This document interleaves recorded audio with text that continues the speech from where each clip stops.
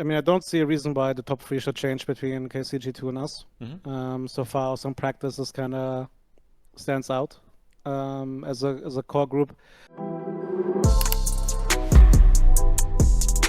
And before starting this video, we have to quickly thank our sponsors in Oli for helping us provide you with all this content. And as always, please, if you are looking for some energy drinks and some tasty beverages, make sure to check out the Oli website for some really nice products and use the code SE5 at checkout for €5 discount or SE10 for 10% discount on any purchase that you do on the website. And once again, thank you so much to Oli for sponsoring this content. And now please enjoy the interview. All right, today was the last day of the LEC Spring season first week, and I am in the presence of GrabbZ. Unfortunately today, after a loss to SK, a bit unexpected, but all in all, it's still a 1-1 week. Today, you had a win against Jitex earlier in the week as well. So, GrabbZ, I just want to start by asking you, what's your recap of the week, I guess, and what happened today in particular, right? That's going to be the main question for everyone, I guess. Yeah, I mean, the week is really bad. Even against Giants, we won 2-0, but the second game was also not up to our standard. So, us and the boys are really disappointed, obviously so. Hope this also channels a bit of anger, because we can't allow ourselves to talk about championship and winning the split and then perform like this. No disrespect to SK, but this is an opponent that you have to beat if you want to be the best team in Europe, and we are obviously far away from that currently. Yeah, I mean, what do you think is missing currently as well? Because obviously, I mean, you had a quite long break since winter as well, so is there some growing pains from the previous split that are coming back right now? What do you think you need to work on? I mean, the first game, for example, today is just Nefarious permaband, and they left it open, so it's a classic, okay, OP champion, just pick it. And we matched it with champions that we like. For example, also in Isolation, guy was good into Rumble, but of course you want more AP.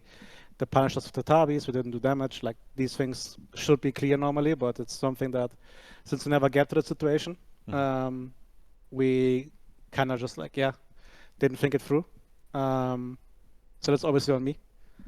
And then the second game, I think today also, it was the most, in German you say Blutleer, like no blood. It felt very low energy, as if it's an afterthought. And I don't mean in a way of us suspecting SK, but like the day just didn't feel like a stage day, basically, right? Also then again on coaching stuff, I think we did a bad job on getting us to game mode because the series before was long, beating us against Rogue, and I think we could have done a better job at having a routine or like making sure that players at least refocus. I think in game what it really showed, but yeah, also communication in game was really low energy, not thinking ahead. Basically, everything we tell them that happens on a bad day if you don't focus on scrims happened today. And I mean, we deservedly lost 2-0, and it's very shameful. But honestly, I also rather lose now in a shameful manner, and we should get memed because that was disgusting. But rather this way than having again this regular season where everybody thinks, oh, we're so great, and then we might not take the steps in practice we should. So we take it as it is. It's a competition. We fucked up today, but we only can move forward. Yeah, and I mean, how do you fix this kind of issues, like coming into a match like with not the right energy, I guess, and being low energy like this? Because this is something that's like, it sounds very hard to fix in a way, right? Is it just something that happens today? But because like you need to find a way to control it so it doesn't happen again, right? So what steps do you take from there? It is basically also a mix of a lot of subconscious signals, you know. You can send yourself. For example, it starts with how we approach the week. I think it's fair to say that you assume that Giants is a stronger opponent than SK.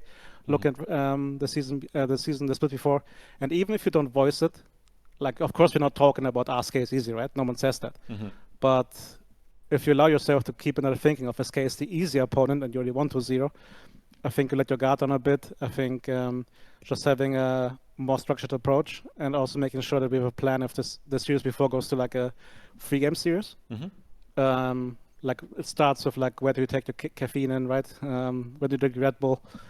All the stuff can be improved upon. And yeah, it's a learning also in that regard. Yeah. And I mean, you also have to, I guess, shake it up very fast because next week you're going to be facing Karmine Corp, right, which is big opponent, one of your rivals, I guess, from last split as well. what are you expecting from that match as well? And I guess what is the plan without revealing too much to beat them next week? It's just gonna be interesting about like what happens to Gwen and Fury power level wise. They banned both in the series because I mean I think they had a break after first dance, so they just assumed okay, get the champions out.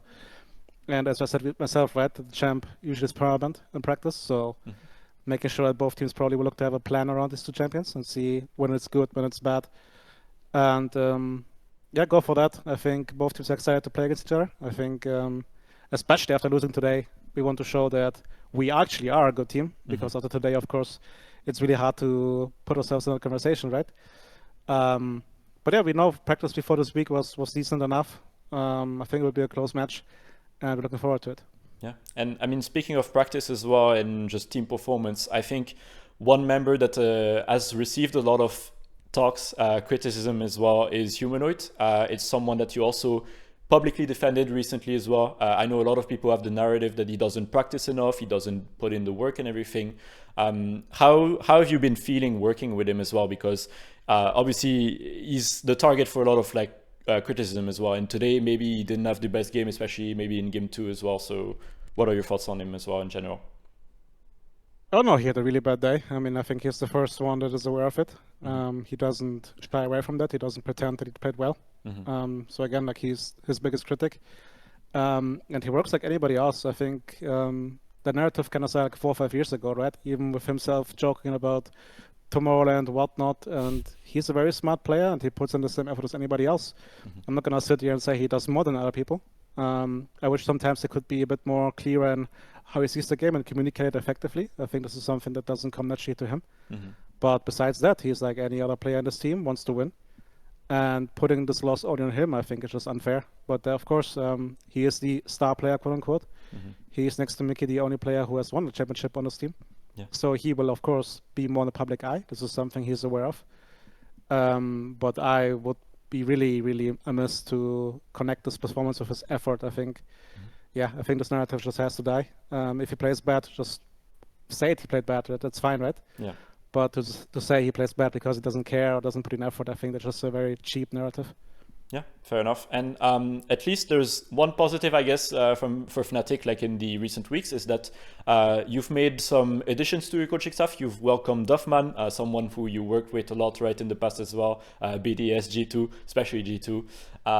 So how has it been integrating him into the circuits, I guess, of Fnatic, and like making him get a place and be able to help the players as well? Integration has been pretty easy because even though, of course, the talks about coaching stuff, whatever, have been going for a while, this is not something that we just did in a week and suddenly Duffman is there.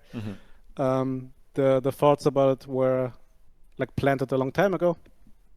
And of course, Duffman is someone that commands respect, right? Like he has the vita, he has the experience, and basically he just wants to approach certain issues that GrabbZ and me have worked on from a different angle. Because that's ultimately the same thing, right? We see the game in the same way, but just how we approach certain discussions can be different. The way we have presentations can be different. And he comes from a bit more positive angle normally. Like GrabbZ and me are very perfectionist and a bit negative and sometimes. It's good And cop, usually, bad cop, pretty much. Not as it was that way in G2 and BDS, I would say. Now it's a bit like I also got better at not being necessarily a Debbie Downer, and he got a bit more serious. So we still complement each other, but it's not that cartoonish. But yeah, like he is also very good at identifying patterns and making sure that the players can understand them, even though, of course, it didn't show today. Yeah. The only pattern today was we played bad. Yeah, and something that I found interesting as well was obviously like the removal of lane swaps and everything, because I know Fnatic was a team that was pretty good, I guess, at playing lane swap to some extent, I would say. So did it change like anything about the preps to the split and everything? How do you guys feel as well about playing without lane swaps in general? Do you think that it changes the identity of Fnatic? Not at all. I think every player in this team wants to lane. Like they identify themselves as strong laners, so I think they're really happy with no lane swaps. The only big difference, of course, is the top lane champion pool, because in the past something was, okay, you can't pick this because if they swap on you, the game is just over. So this has been opened up a bit, and besides that, I don't think there are many differences in how we approach the game. Yeah. And obviously, I mean, today it's a bit hard to ask this question because you just lost to SK, obviously, but who do you think is going to be the top 4 in the LEC in the end? Because we've seen like a lot of switches, I guess. Obviously, there's like KCG2 at the top, right? Fnatic is still considered to be a top team despite today's match. And I mean, we've seen Koi. Koi went 0-2, but like they went to 3 games in both matches against KCG2 as well. So what do you think is going to be like the top few teams in the next few weeks? I mean, I don't see a reason why the top 3 should change between KCG2 and us. So far, some practices kind of stands out as a core group. Core is always interesting because I think they're a team that on a given day can always beat the top 3 teams, but I don't think they can do so consistently. So it just depends on like in playoffs, they can beat any of us 3. But to see them as a champion, I think it's a bit harder because then they would have to beat 3 teams in a row that way. Yeah. And besides that, Vitality, I didn't play them a lot in scrims. We heard some rumors and some rumblings. With Niska's support, could be someone that attacks the spot. If the top 3 teams are not good enough at weathering the aggression that Vitality will bring, then they might also win. It's going to be exciting for sure. Again, we have 5 teams now, I think, that can be good. Yeah. Currently, I would say, of course, we're 5th because after today, like we don't deserve to be at any conversation. That was disgusting. But we hope we can show a different face next week. Yeah. And do you have any last message for the fans, I guess, as well?